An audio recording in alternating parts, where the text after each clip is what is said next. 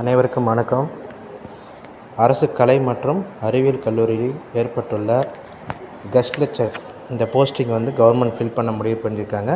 இதற்கான மாத ஊதியம் ஒரு மாதத்திற்கு 25,000 வீதம் 11 மாதத்திற்கு அடிப்படையில் இவங்க நியமிக்கப்பட உள்ளனர். இதற்கு விண்ணப்பிக்கும் முறை நம்ம சொல்கிறது தமிழில். இதற்கான டேட்டு ரொம்ப முக்கியமானதுங்க. அதாவது இன்றைக்கு 21/7/2025 அடுத்த மாதம் 4/8/2025 வரைக்கும் இருக்குங்க. மொத்தம் அந்த 15 நாட்களில் அன்றைக்கி 4/8 5 மணி வரைக்கும் தாங்க இது அப்ளிகேஷன் க்ளோஸ் ஆயிரும். இதில் ரொம்ப கவனிக்க வேண்டிய விஷயம் 6 ஸ்டெப் தாங்க. இந்த அப்ளிகேஷன் ஆன்லைன் அப்ளிகேஷன் பொறுத்த வரைக்கும் கேண்டிடேட் ரெஜிஸ்ட்ரேஷன் 1, விண்ணப்பதாரர் பதிவு 1, அதுக்கடுத்து அப்ளிகேஷன் ஃபார்ம் ஃபில்லிங் 1, அதாவது பூர்த்தி செய்தல், உள்ளீடு செய்தல், அடுத்த ரீஜன் அண்டு டிஸ்ட்ரிக்ட் செலெக்ஷன். இது மண்டலங்களாக இருக்குங்க. அதில் எந்தெந்த 3 காலேஜை நீங்கள் செலெக்ஷன் பண்ணிக்கலாம். அதுக்கடுத்த பேமெண்ட் ஆஃப் அப்ளிகேஷன் ஃபீஸ், அது அமௌண்ட்டு கட்டுற மெத்தட் இது பார்ப்போம். அதுக்கடுத்து அப்ளிகேஷன் டவுன்லோட் அண்ட் பிரிண்ட், விண்ணப்பம் பதிவிறக்கும் அச்சிடுதல். இது நம்ம எல்லாம் செக் பண்ணுறதுக்கு டவுன்லோட் பண்ணிவிட்டு செக் பண்ணிக்கலாங்க. அதற்கு அடுத்ததாக லாஸ்ட் ஸ்டேஜாக சர்டிஃபிகேட் அப்லோட், சான்றிதழ் சரிபார்ப்பு. இந்த 6 படிநிலைகள் மட்டுமே ரொம்ப முக்கியமானது இந்த விண்ணப்பத்திற்கு. இதற்கான கூடுதல் விவரங்கள்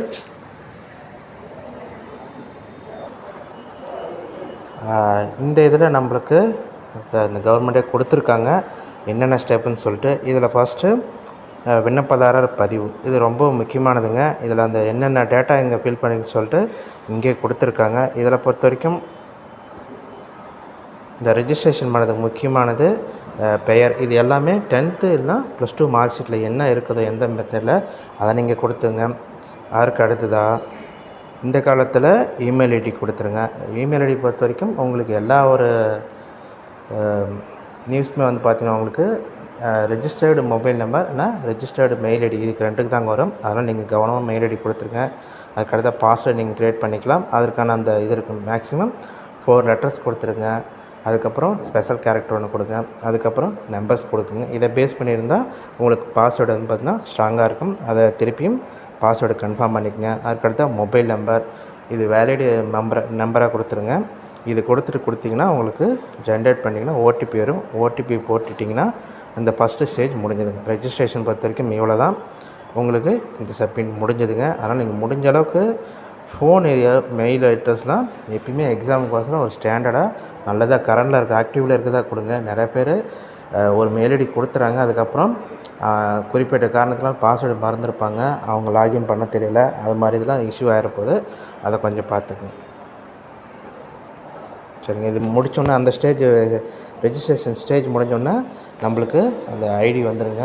அந்த ஐடி போட்டு நீங்கள் அதுக்கப்புறம் ஓப்பன் பண்ணணும்.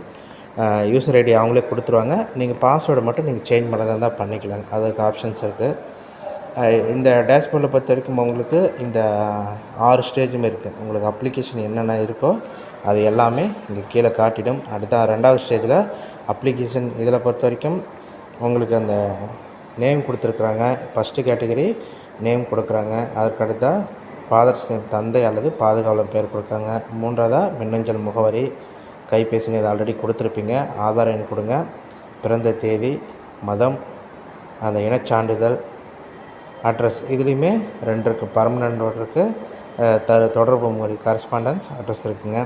அதற்கடுத்ததாக நீங்கள் செலக்ட் பண்ணி முகவரி போட்டுங்க. அதை ஃபோட்டோ பண்ணிவிடுங்க. சிக்னேச்சர் வழக்கமாக இது ஃபோட்டோ பொறுத்த வரைக்கும் 40 கேபிக்குள்ளே இருப்பாருங்க. சிக்னேச்சர் பொறுத்த வரைக்கும் அந்த 15-20 கேபிக்குள்ளே இருந்தால் சரியாக இருக்குங்க. சரிங்க. அதே மாதிரி இந்த டேட்டாவும் நீங்கள் ஃபில் பண்ணிடுங்க. என்ன ஜெண்டர் 1, ஆல்டர்னேட்டிவ் மொபைல் நம்பருக்கு தயவு செஞ்சு கொடுங்க. மாநிலம், சப்காஸ்ட் போடுங்க. பின்கோடை போடுறீங்க. இதெல்லாம் கொடுத்துட்டு அதுக்கப்புறம் கண்டினியூ கொடுங்க.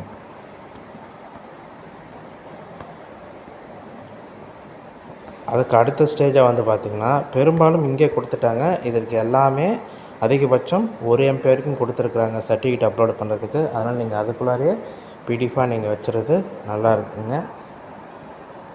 இதில் ரெடி பண்ணிட்டு சர்டிஃபிகேட் பொறுத்த வரைக்கும் 10th 12th கம்யூனிட்டி, அடுத்த யூஜி, பிஜி, பிஹெச்டி இது தொடர்பான எல்லா டாக்குமெண்ட்டுமே நீங்கள் பிடிஎஃபாக ஃபைல் பண்ணிட்டு அதுக்கப்புறம் நீங்கள் அப்ளை பண்ணுங்கள். மேக்ஸிமம் அந்த 1 MBக்குள்ளே இருக்கிற மாதிரி நீங்கள் பார்த்துருங்க.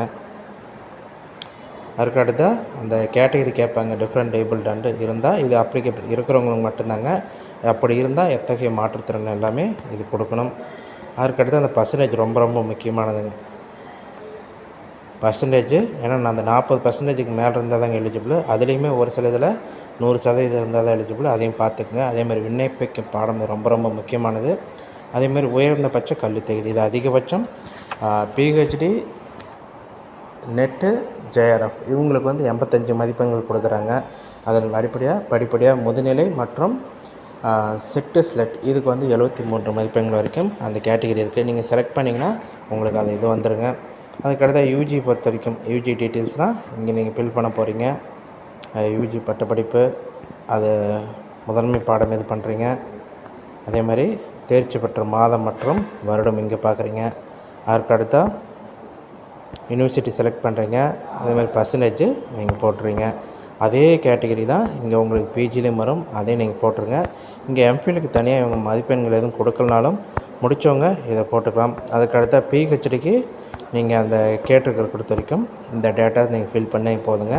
அதுக்கடுத்தா நெட் இருக்குது, செட் இருக்குது, செட் அல்லது ஸ்லெட் இருக்கும். இந்த டேட்டா நீங்கள் எல்லாம் ஃபில் பண்ணாட்டி உங்கள்கிட்ட நீங்கள் இந்த கொடுத்த டேட்டாலாம் வருங்க. அதை நீங்கள் கன்ஃபார்ம் பண்ணிவிட்டு அதுக்கப்புறம் ஃபைனல் சப்மிட் கொடுங்க. இது ரொம்ப இந்த ஸ்டேஜ் ரொம்ப முக்கியமானதுங்க. ஏன்னா இதுக்கு கரெக்ஷனுக்கான ஆப்ஷனும் கிடையாது, பின்னாடி கொடுக்கவும் மாட்டாங்க. அப்ளிகேஷன் அது அப்புறம் ரிஜெக்ட் ஆகிருப்போது பார்த்துருங்க. சரிங்க. அதுக்கு அடுத்து அந்த ஃபீஸ் பேமெண்ட் பொறுத்த வரைக்கும் முன்னே பார்த்தோம். எஸ்சி எஸ்டி கேட்டகரிக்கு 200 ரூபாயும் அதர்ஸ்க்கு வந்து பார்த்திங்கன்னா 100 ரூபாயும் இது ஃபீஸாக இருக்குது. அந்த பேமெண்ட் மெத்தடு நீங்கள் இதில் பண்ணிடலாங்க. சரிங்க. அதுக்கு அடுத்தா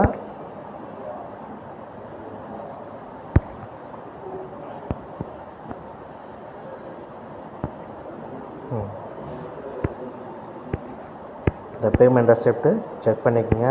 அதே மாதிரி அப்ளை பண்ணும்போது எந்த ரீஜன் உங்கள் டிஸ்ட்ரிக்கு எந்த ரீஜனில் வருதுன்னு சொல்லிட்டு அதை நல்லா கவனமாக பாருங்கள். நீங்கள் எல்லா ஸ்டேஜும் போட்டாட்டி இந்த பர்சனல் இன்ஃபர்மேஷன்லேருந்து எல்லா டீட்டெயிலுமே இருக்கான்னு செக் பண்ணிக்கோங்க. நீங்கள் போட்டது சரிதானா அப்படின்னு சொல்லிட்டு ஒன்ஸ் அது வந்து பார்த்தீங்கன்னா வெரிஃபை பண்ணிங்க. இது கரெக்ஷன் பண்ண முடியாதுங்க. இது பண்ணி முடிச்சாட்டி கடைசியாக டிக்ளரேஷன் இருக்கும். எல்லாமே உங்கள் ஃபோட்டோ, உங்கள் சைன், நீங்கள் அப்லோட் பண்ண சர்டிஃபிகேட் எல்லா லிஸ்ட்டுமே இங்கே இருக்குங்க. அதெல்லாம் வெரிஃபை பண்ணிவிட்டு நீங்கள் கொடுத்தீங்கன்னா உங்களுக்கான இது வந்துடுங்க. அப்புறம் கடைசியாக நீங்கள் என்னென்ன இது வரைக்கும் போட்டிங்களோ, ஏன்னா இங்கே கொடுத்துருக்குறாங்க பாருங்கள், அதில் மேக்ஸிமம் அந்த 2 MP. அதனால் நம்ம ஒரு MPக்குள்ளாரே பார்த்துக்கிட்டா நம்மளுக்கு எந்த ஒரு இதுவும் கிடையாதுங்க. எல்லாமே நீங்கள் அப்லோட் பண்ணிவிட்டு ஃபைனல் முடிச்சிங்கன்னா முடிஞ்சதுங்க. உங்களோட அப்ளிகேஷன் சக்ஸஸ்ஃபுல்லி கம்ப்ளீட்டட். அப்புறம் ஏதாச்சும் டவுட் இருந்தாலும் நீங்கள் கமெண்ட் செக்ஷனில் கமெண்ட் பண்ணுங்கள். கண்டிப்பாக அது தொடர்ச்சியாக தகவல் தெரிஞ்சு பதிவிடலாம்.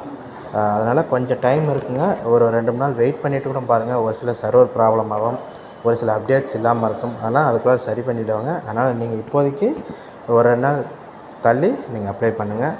வாழ்த்துக்கள்.